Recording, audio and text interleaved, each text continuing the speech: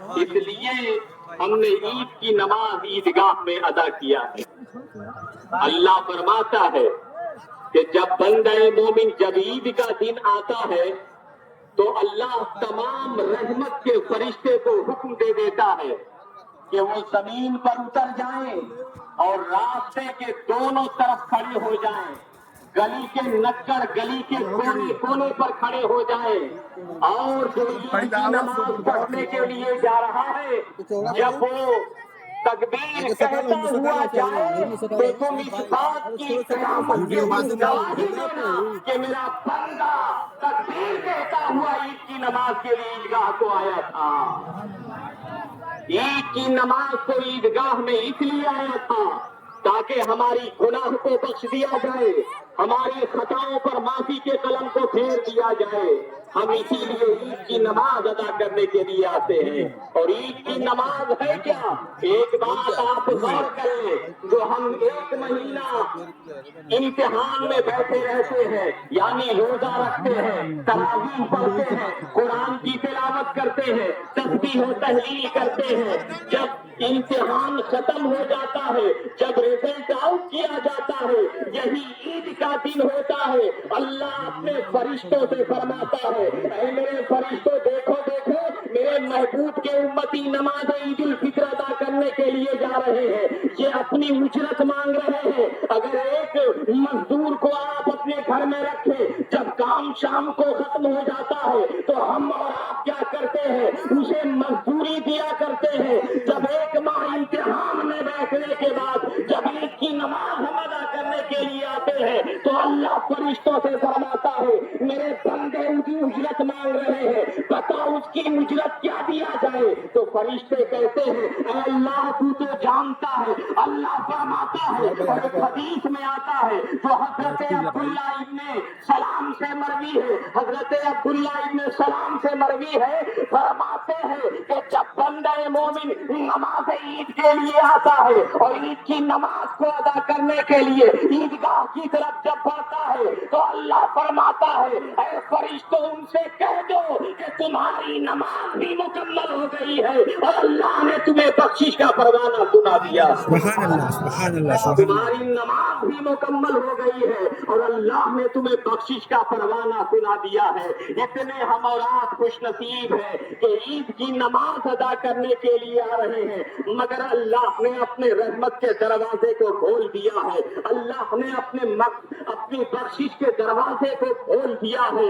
اے لوگوں، اور ایک بات اور آپ غور سے سن لیں، جب عید کا دن آتا ہے تو ایسا نہ ہو کہ آپ عید کی خوشی میں اتنا زیادہ مست ہو جائیں کہ آپ نماز روزے کو چھوڑ جائیں، آپ اللہ کی تسبیح و تحلیل کو چھوڑ دیں، آپ برے کاموں میں لگ جائیں، اس لیے کہ جب عید کا دن آتا ہے اور حضرت وہب ابن منبہ سے یہ حدیث مروی ہے، آپ فرماتے ہیں جب عید کا دن آتا ہے تو شیطان بڑے زوردار انداز میں رونا شروع کر دیتا ہے، اس کے سارے چیلے چپاٹے اکٹھا ہو جاتے ہیں اور کہتے ہیں اے میرے شیخ بتاؤ، اے میرے سردار بتاؤ کیا بات ہے، کس نے تمہیں تکلیف دیا ہے، کس نے تمہیں پریشانی میں ڈال، بتاؤ ہم اس کی ہڈیوں سے ہڈیاں بچا دیں گے، اس کا کچومر نکال دیں گے۔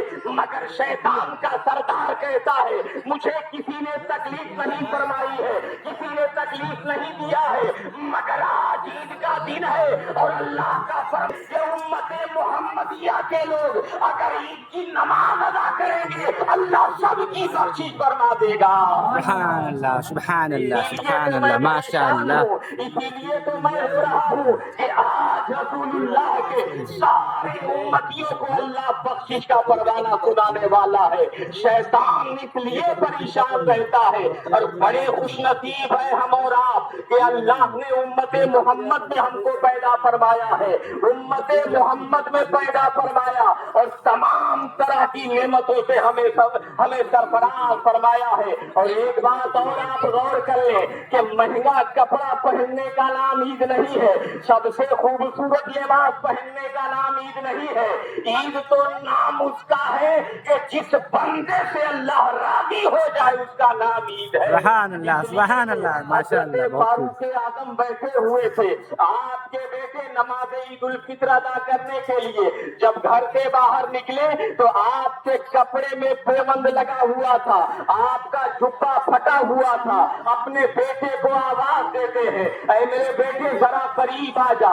جب حضرت عمر کا بیٹا جب آپ کے قریب آیا تو آپ دارو قطار رونے لگے, رو کر کہتے رونے لگے. تو حضرت عمر کے بیٹے نے پوچھا, ابا آج عید کا دن ہے اور آپ رو کیوں رہے ہیں؟ عید تو خوشی کا دن ہے, عید تو محبت بانٹنے کا دن ہے, عید کے دن تو ساری نفرتوں کو ختم کر کے ہر مسلمان کو گلے سے لگانے کا دن ہے, آپ رو کیوں رہے ہیں؟ تو حضرت عمر کہتے ہیں, اے میرے بیٹے مجھے اس بات کا خوف ہے, مجھے اس بات کا صدمہ ہے کہ آج عید کا دن ہے اور تم عید کی نماز ادا کرنے کے لیے جا رہے ہو. لوگ دیکھیں گے, کہیں گے کہ 32 لاکھ مربع میل کا اکیلا بادشاہ جس کے تن پہ ایسا لباس پھٹا پرانا ہے, لوگ کیا کہیں گے؟ عمر کے بیٹے نے جواب دیا, اے میرے باپ اس کا بھی میرے پاس جواب ہے, آپ پریشان نہ ہو.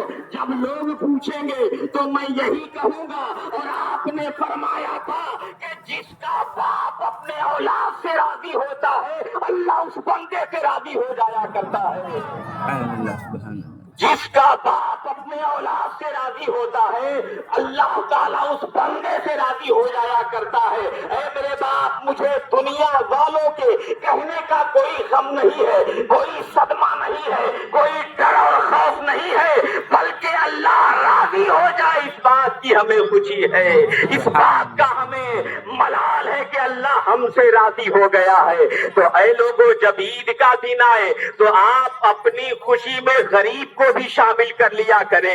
جب عید کا دن آئے, جب آپ اپنے گھر سے نکلے, جیسے حضور صلی اللہ علیہ وسلم جب اپنے گھر سے مسجد کے لیے نکلا کرتے تھے تو ایک راستے سے آتے دوسرے راستے سے بدل کے جایا کرتے تھے. مفسرین نے بیان فرمایا ہے اس کی کئی وجہ ہے. پہلی وجہ تو یہ ہے کہ جو ایک راستے سے آیا کرتے تھے تکبیر کہتے ہوئے آیا کرتے تھے, دوسرے راستے سے جاتے تھے تکبیر کہتے ہوئے جایا کرتے تھے. تو اس بات کی طرف اشارہ ہے کہ زمین کا ذرہ ذرہ قیامت کے دن گواہی دے گا, اے اللہ تیرا بندہ یہاں پر تیری تسبیح بیان کر کے گیا تھا. ایک تفسیر اس کی یہ بیان کیا جاتا ہے, اور دوسری تفسیر اس کی یہ بیان کی جاتی ہے.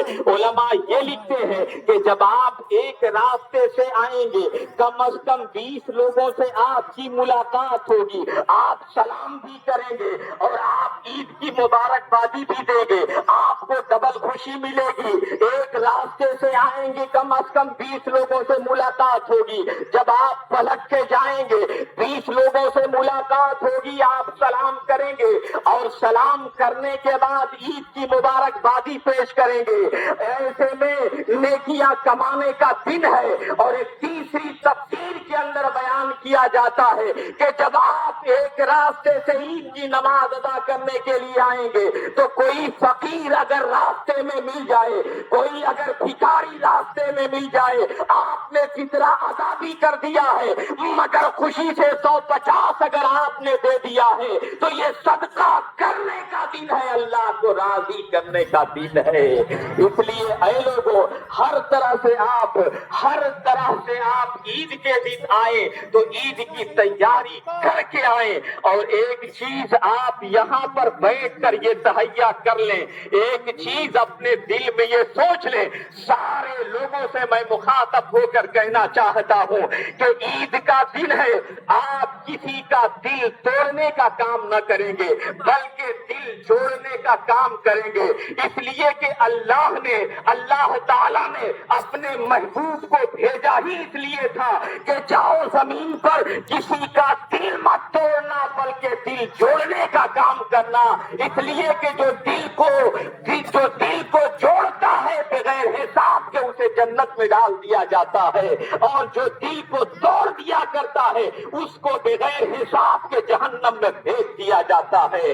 اے لوگوں، آپ ذرا غور کریں، آج عید الفطر کا دن ہے۔ حضرت عائشہ صدیقہ رضی اللہ تعالی عنہا جو حضور صلی اللہ علیہ وسلم کی آخری بیوی ہیں، حضرت ابو بکر صدیق اکبر کی سگی بیٹی ہیں، آقا کریم ایک مرتبہ فرماتے ہیں کہ اے عائشہ، آج کے دن جو تو مانگنا چاہتی ہے مانگ لے۔ بڑے مڈ میں تھے آقا کریم، بڑے فراخ دل، اپنے دل کو اس دن کھول دیا تھا۔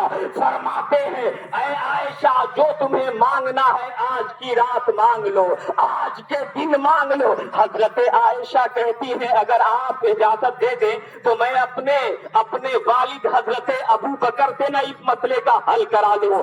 آقا کریم نے فرمایا جاؤ، چلی جاؤ۔ دوڑتی ہوئی حضرت عائشہ آتی ہے، حضرت ابو بکر کے پاس آنے کے بعد عرض کرتی ہے ابا جان، آج میرے سرتاج پیغمبر نے فرمایا ہے جو تجھے مانگنا ہے مانگ لے، آپ بتائیں میں آقا سے کیا سوال کروں، کیا مانگوں؟ آج کا شوہر اگر اپنی بیوی سے کہے جو مانگنا چاہتی ہو مانگ لو، اب آپ یہیں پر بیٹھ کر سوچ لیں، ہر عورت یہی کہے گی ہمیں سونے کا سامان چاہیے، ہمیں یہ سامان چاہیے، مگر صدیق اکبر نے کہا اے عائشہ، اگر تجھے مانگنا ہے تو صرف ایک چیز مانگ لینا کہ جو آقا گئے تھے معراج کی رات اللہ سے ملاقات کے لیے، صرف اتنا سا پوچھ لینا کہ اللہ سے جو راز و نیاز کی باتیں ہوئی تھی انہی باتوں میں سے کوئی ایک بات بتا دے۔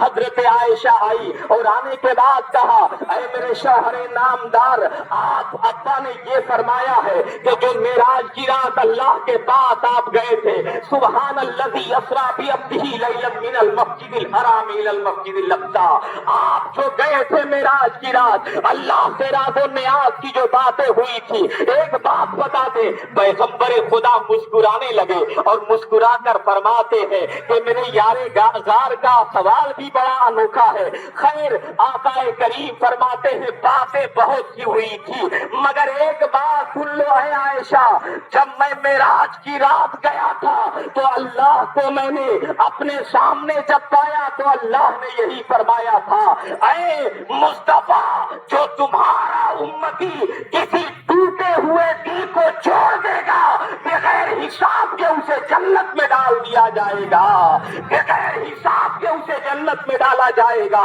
جب اتنا کہا تو حضرت عائشہ کے آنکھوں میں آنسو محبت سے آئے، خوشی سے دوڑتی ہوئی جھومتی ہوئی